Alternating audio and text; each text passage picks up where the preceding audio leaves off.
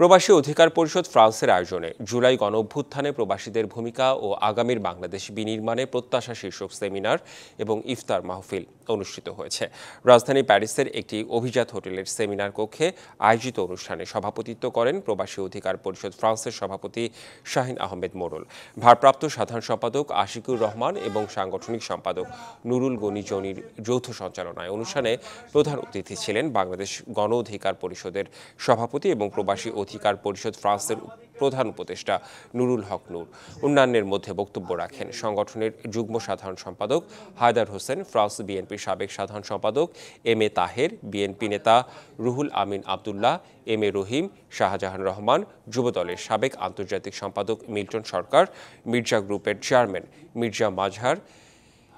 BCF এর সভাপতি MD নূর, আইসার চেয়ারম্যান ওবায়দুল্লাহ কাওয়াইস সহ আরও অনেকে।